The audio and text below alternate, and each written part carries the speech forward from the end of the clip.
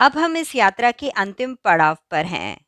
अब तक हम ये जान चुके हैं कि श्री राम नंदनवन में एक युवा सन्यासी से मिले, जिनसे उन्हें यह पता चला कि आगे सिद्धलोक में पहुंचने के लिए कम से कम 3 दिन नंदनवन में रहना आवश्यक है। यह सिद्ध भूमि का प्रवेश द्वार है। चलिए अब अंतिम चरण की ओर बढ़ते हैं। श्री राम नंदनवन में ऑक्सीजन का प्रबंध या प्राणायाम का विशेष अभ्यास किए बिना ही आ गए थे। युवा सन्यासी के अनुसार उन्हें यहाँ तक आने की अनुमति मिली थी। 3 दिन इसी क्षेत्र में रहकर मार्गदर्शक सत्ता के साथ आगे की यात्रा पर निकलना था। युवा सन्यासी ने श्रीराम को कुछ अभ्यास सिखाए और देवकंद के सिवा कुछ भी नहीं खाने के लिए कहा। गुरुदेव का साक्षात्कार हो जाए और वे प्रसाद स्वरूप कुछ दे या संकेत करें तो ही ग्रहण किया जा सकता है। कुछ आवश्यक निर्देश देकर वह साधक वापस चला गया। श्रीराम कुछ देर उस क्षेत्र में घूमते रहे। पठार में तरह तरह के फूल खिले हुए थे।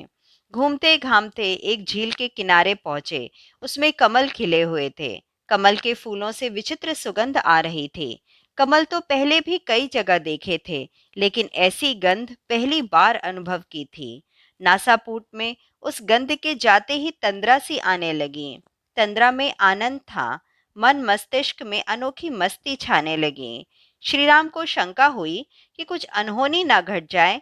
वे उल्टे पांव गुफा में लौट आए। उस शिला पर हाथ टेककर बैठ गए जहां गुरुदेव ने विश्राम के लिए कहा था। कमल की सुगंध में आई मस्ती मन को अब भी आनंद से भरे जा रही थी।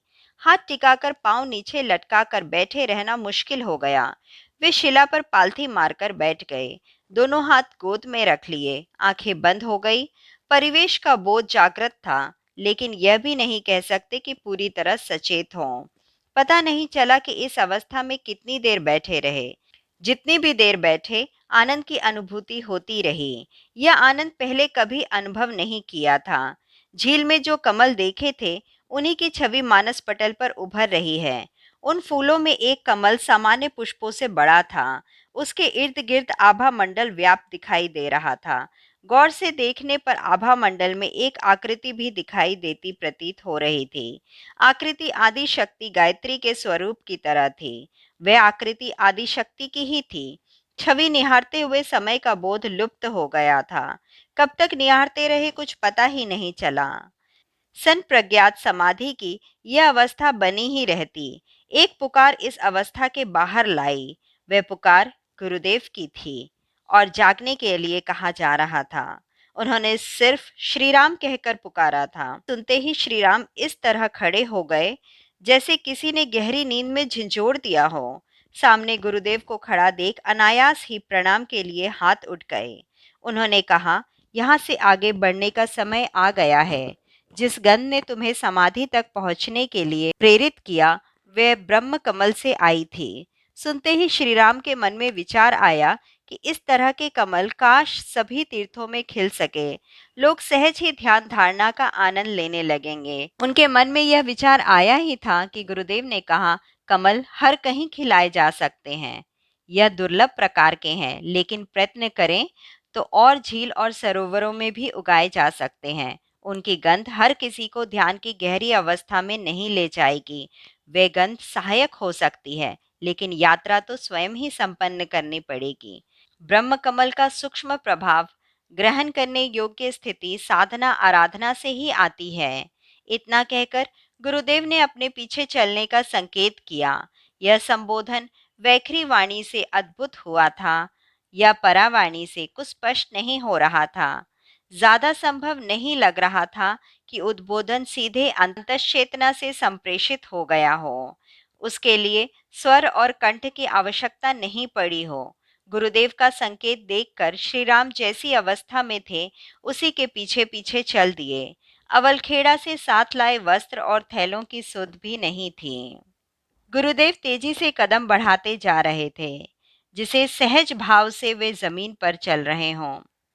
जिस सहज भाव से वे जमीन पर चल रहे थे, वह चलना कम प्रतीत हो रहा था। लगता था जैसे गुरुत्वाकर्षण का उन पर कोई प्रभाव नहीं पड़ रहा हो। पांव इस तरह उठ रहे थे जैसे हवा में तैर रहे हों। रुई के फोहों या धुएं से बनी आकृति की तरह वे आगे बढ़ रहे थे। उनके पीछे चलने में श्रीराम को श्रम नहीं करना पड़ा था। झील के किनारे पहुंचकर दोनों रुके। गुरुदेव ने झील में प्रवेश किया। वे पानी पर भी धरती की तरह चल रहे थे। उनके चलने से न झील के पानी में विक्षेप आ रहा था, यह भी नहीं लग रहा था कि गुरुदेव के पांव पानी में धंस रहे हों या भीग रहे हों। श्रीराम किनारे पर खड़े रहे, स्तब्ध होकर देखते रहे। वह सामान्य पुष्पों से काफी छोटा था, लेकिन कली के आकार का ब्रह्म कमल उठाकर वे तट पर आ गए और उसे श्रीराम के हाथ में थमा दिया। ब्रह्म कमल का स्पर्श करते ही उन्हें लगा कि शरीर बहुत हल्का हो गया। सर्दी का अनुभव भी नहीं हो रहा था। चारों ओर फैली बर्फ और सर्द हवाओं के बावजूद कपकपी पहले भी नहीं छूट रही थी। गुरुदेव की उपस्थिति काया के चारों ओर ऊष्मा का घेरा पहले ही बना चुकी थी। ब्रह्मकमल हाथ में लेने के बाद एक नई स्फूर्ति का अनुभव हुआ। तेज कदमों से चलने के कारण थोड़ी बहुत थकान जो प्रतीत हो रही थी वह तिरोहित हो गई। मार्गदर्शक दिव्य सत्ता आगे बढ़ी। श्रीराम पीछे पीछे चल दिए। पांव जमीन से ऊपर उठते प्रतीत हो रहे थे। लगता था जैसे चलने में कोई श्रम नहीं करना पड़ रहा है। मन में वह बोध जागृत हुआ कि सिद्धियों की आवश्यकता क्यों होती है। उबड़-खाबड़ रास्तों पर चलते हुए शरीर इतना न थक जाए कि बैठकर आसन ध्यान लगाना भी कठिन हो जाए। आज की अच्छी परिस्थितियों में उन सिद्धियों की आवश्यकता भले ही ना हो, पर उन दिनों हिमालय जैसे क्षेत्रों में आने जाने की कठिनाई समझने वालों के लिए उन सिद्धियों का महत्व समझा जा सकता है। आगे आगे चल रहे गुरुदेव थोड़ा ठिठके। वे कहने लगे, इतना ही कारण नहीं है, सिद्धियां साधक की यात्रा में सूचना की तरह भी है। वे मिलती है तो समझा जा सकता है कि साधना सही चल रही है, लेकिन यहीं पर मत अटक जाना। आवश्यक नहीं है कि सिद्धियों को देखकर ही साधना की स्थिति समझी जाए, उसके बिना भी यात्रा चल सकती है। वायु तत्व से बने शरीर की तरह हल्के फुल्के होकर श्रीराम गुरुदेव का अनुगमन करते चले जा रहे थे। मीलों की यात्रा कर ली होगी। उस दुर्गम क्षेत्र के चप्पे चप्पे से परिचय होने लगा। 100 मील के घेरे में घूमते हुए समय का आभास नहीं रहा। लगा घंटे आधा घंटे में यात्रा संपन्न कर ली हो। वह क्षेत्र पूर्णतया विजन था। कहीं किसी की उपस्थिति के चिन्ह नहीं थे। फिर भी लग रहा था कि लोग यहाँ रहते हैं, कहीं गए हुए हैं। उनके श्वासों की गर्माहट और कुछ देर पहले गुजरने के झोंकों की अनुभूति होती थी। वातावरण में भांति भांति की गंध व्याप्त थी। वहां दिखाई दे रहे फूलों में कोई भी उस तरह की गंध का स्रोत नहीं हो सकता। केसर, चंदन, कमल, चंपा, केवड़ा और रजनीगंधा की मिलीजुली गंध थी।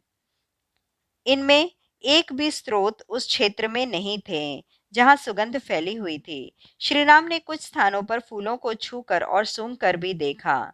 सूक्ष्म देहधारी सत्ताएं यहाँ यज्ञ अग्निहोत्र करती रहती है। जैसी सूक्ष्म उनकी सत्ता होती है, वैसे ही आयोजन। श्रीराम के मन में यह बोध अनायास जागृत हुआ। फिर उन्होंने अपने प्रश्न को दोहराया नहीं। पूरा क्षेत्र घूम लेने, इतनी परिक्रमा करनी थी। कर लेने के बाद गुरुदेव ने एक स्थान पर रुकने का संकेत किया। वे स्वयं एक शिला पर बैठ गए। श्रीराम उनके सामने करबद्ध होकर खड़े रहे। बैठे हुए गुरुदेव पार्थिव शरीर धारण किए हुए थे। उन्हें देखकर और छूकर अनुभव किया जा सकता था। श्रीराम की ओर देखकर उन्होंने सामने इशारा किया। कह रहे थे कि उधर दृष्टि घुमाओ। श्रीराम ने इंगित दिशा में नजरें घुमाई। निगाह पड़ते ही कानों में वेद मंत्रों की ध्वनियां गूंजने लगी। सामने घाटी में 24 सन्यासी अलग अलग कुंडों पर बैठे यज्ञ कर रहे थे। उन सन्यासियों में सभी उम्र और देह स्थिति के लोग थे। शरीर की अवस्था देखकर वे 30 या 80 की उम्र के बीच के लोग लग रहे थे। उनके स्वर और मंत्रोच्चार की शैली बहुत पुराने युग की लगती थी। आहुतियां दे रहे तपस्वियों की काया हुष्ट पुष्ट और स्वस्थ थी।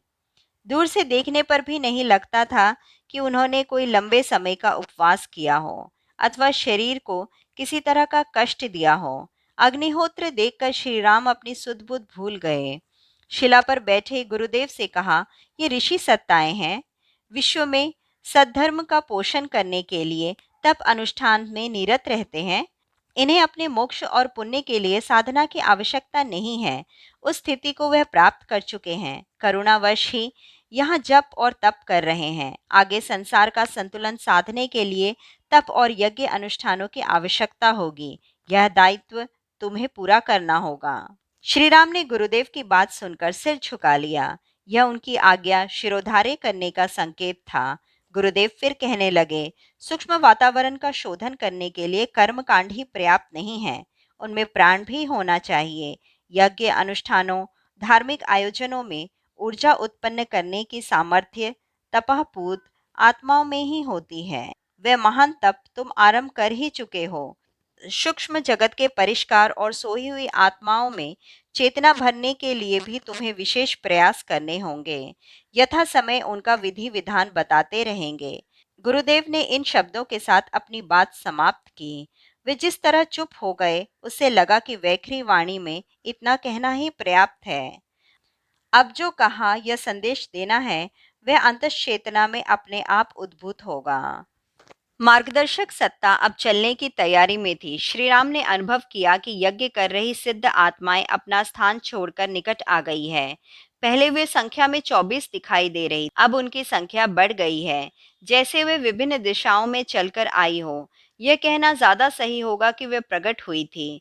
गुरुदेव के सामने उन सबको विनय और श्रद्धा से प्रणाम करते देख श्री राम ने भी उनके चरणों में सिर निवाया। गुरुदेव ने कहा, अब तुम अपने अंतस का अनुकरण करो। वहां जैसी प्रेरणा उठे उस दिशा में जाओ। श्री राम ने उनके निर्देश को सुना। यह आश्वासन भी सुना कि जहां भी जाओगे हमारा संरक्षण, ऋषि सत्ताओं का परिमार्जन तंत्र उपलब्ध रहेगा। प्रेरणा भी उठी कि उसी यात्रा पथ पर चलते हुए गंगोत्री जाना है। कुछ समय वहीं व्यतीत किया जाए। गंगोत्री पहुंचने में ज्यादा समय नहीं लगा। ब्रह्मकमल हाथ में पकड़ने के बाद श्री राम अपने आप को निरंतर हल्का अनुभव कर रहे थे। संकल्प मात्र से वे अपनी गति को बढ़ा या कम कर लेते थे। इस सामर्थ्य का उपयोग हिमालय क्षेत्र की सीमा के बाहर निकलते ही बंद कर देना है। ब्रह्मकमल धारण करते ही यह संकल्प उभरा था। उसका स्मरण हो गया। वायु की गति में चलते हुए श्री राम गंगोत्री पहुंच गए। अमृताशन बाबा नाम के एक सन्यासी से गंगोत्री पहुंचने के कुछ ही देर बाद भेंट हुई। वे स्वयं श्री राम को खोजते हुए गंगा मंदिर तक आए थे। भेंट के दौरान दोनों में विशेष बात भी नहीं हुई थी। उन बाबा के बारे में बाद में पता चला कि वे कूटे पीसे अनाज से बना भोजन नहीं करते हैं। गेहूं, चावल, चने, मूंग आदि को उबाल कर खाते हैं। वर्षों से इस व्रत का पालन कर रहे हैं। आहार को खंडित नहीं करने, जीवंत और अखंड अवस्था में लेने के कारण उनका नाम अमृत आसन बाबा पड़ा। अमृतासन अर्थात अशन का मतलब यहाँ भोजन से है और अमृत अखंड अटूट है। उन बाबा ने भगीरथ शिला की ओर संकेत किया। शिला पर पकाए हुए चावलों के पिंड और तुलसी के पत्ते चढ़ाए हुए थे। बाबा ने बताया, लोग यहाँ अपने पूर्वजों और ऋषियों का तर्पण करते हैं। इसका महत्व वस्तुतः राजा भगीरथ के कारण है। उन्होंने अपने पूर्वज का उद्धार करने के लिए इसी शिला पर बैठकर तप किया। उनके तप से अभिभूत होकर भगवती गंगा यहीं से पृथ्वीलोक पर अवतरित हुई। जिन्हें भी जगत के कल्याण के लिए महत् कार्य करने होते हैं, उन्हें भगीरथ की तरह तपना होता है। अमृतासन बाबा इतना कहकर चुप हो गए। शिला के पास एक घड़ी रुकने और आंखें बंद कर बैठने के बाद श्री राम अपने लिए गंगोत्री में 2-4 दिन रहने का ठौर तलाशने लगे। अवधि समाप्त होते ही अपनी अनुभूतियों और स्मृतियों में डूबते उतराते श्री राम अवलखेड़ा लौट आए। अपने चिरंजीव को सकुशल देखकर ताई जी निश्चिंत सी हो गई। आप सभी के सहयोग से हिमालय की यह यात्रा अब पूरी हुई। धन्यवाद।